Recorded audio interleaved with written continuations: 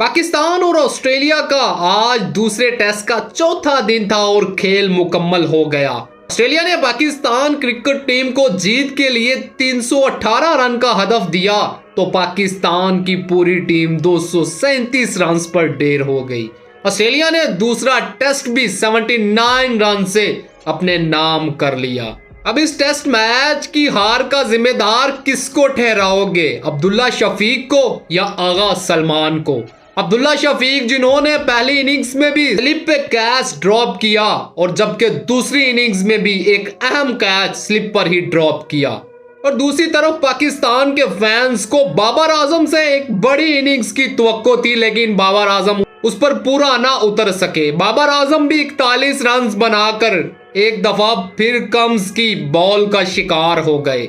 इसी तरह कम्स ने एक मैच में 10 विकेटें हासिल की। उसी तरफ अगर मैं बात